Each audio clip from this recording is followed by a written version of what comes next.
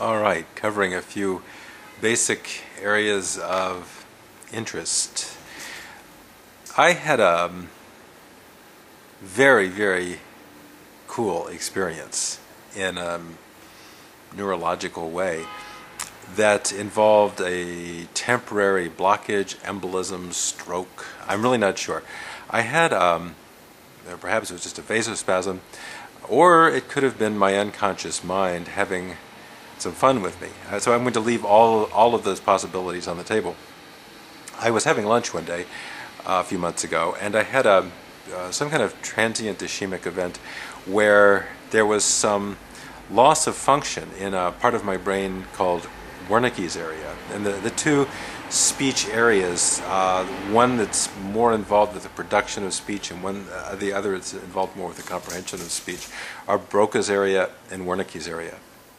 And we might say that Broca's area and Wernicke's area and whatever is being mediated between them are very much part of what we would call the conscious mind experience. Conscious mind, conscious mindfulness and speech and the binding of our semantic speech self and all the other parts and experiences of ourselves are as good a definition of consciousness and the conscious mind as I can think.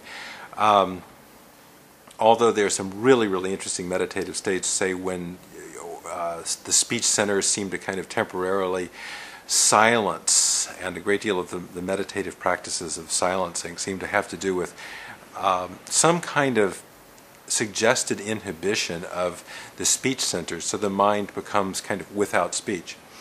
I had a personal experience that was sort of a very extreme form of this for a short period of time. And I was having lunch, and whatever happened, my speech interpretation area shut down, which is probably part of the whole Wernicke system, just went offline for maybe 15 minutes. And I was hearing people around me speak English, and it was the first time I'd ever heard English completely without any meaning, without any semantic value on it whatsoever, simply the phonemic word production of English. And it was absolutely intriguing because I'd never heard English before. The English I've heard has come through so many filters of meaning, and it's so laden with content. To have all the content simply and powerfully removed from English allowed me the first moment of my life that I can in any way recall where there was simply a language. It was just another language that I had never heard.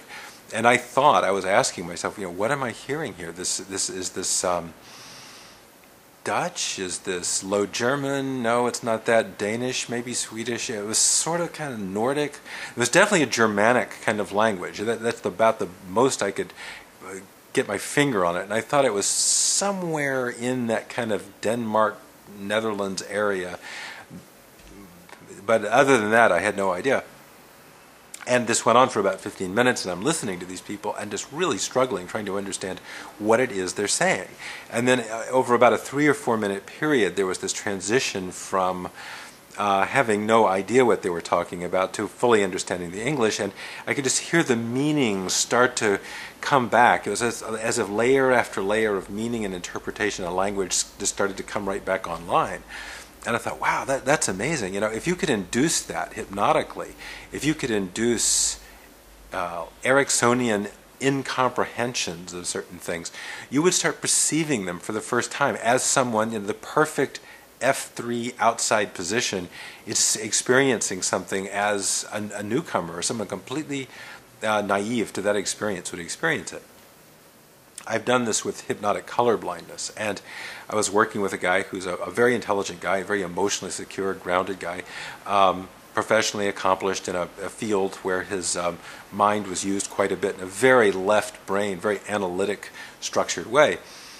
And so we went through a suggestion process that was based on Erickson's forgetting the fact of red and green, and we both simultaneously went into a very profound state of and temporary state of color blindness, where the world sort of took on this very sort of rich, dark, sepia brownish color. I think it wasn't quite black and white; it was kind of a sepia brown and white, and it was extremely striking. There was no doubt that we were both fully engaged in this removal of color information, which is probably possible because the part of the brain here that's at the end of the optic tract, it's called the LGN, the lateral geniculate nucleus, has that option. And that's one of the reasons I think that it's very useful to understand as much neuroscience and neuroanatomy as you can, because you understand which regions do what and what type of hypnotic command will be highly probable to have an effect.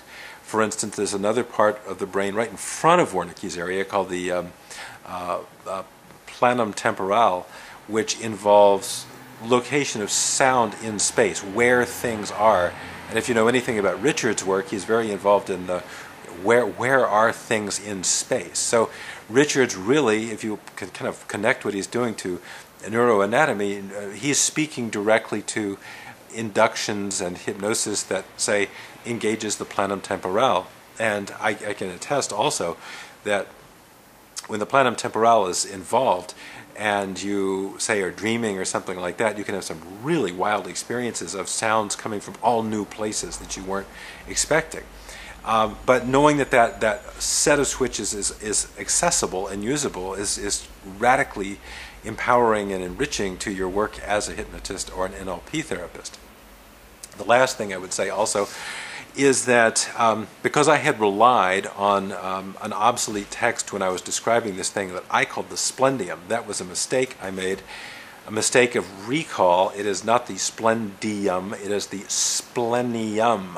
Okay, splenium means bright or brilliant in Latin, not knee.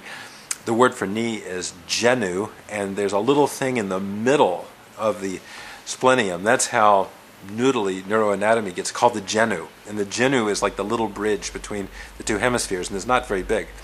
And it's also the reason that we call these two nuclei the medial and lateral geniculate nuclei, because they're kind of a knee-shaped little thing there.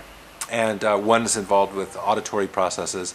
I think the medial geniculate nucleus is very involved in that kind of part of auditory processing we would call the cocktail party effect. When there's a crowd of people talking, there's a huge amount of noise, and you can sort of pick out one voice, and then you go pick out another one, and you can go pick out another one, and go pick out another one. So if you know, yeah, we have a medial geniculate nucleus, and we can have a lot of fun with that, hypnotically, really adjusting how one picks things out auditorially.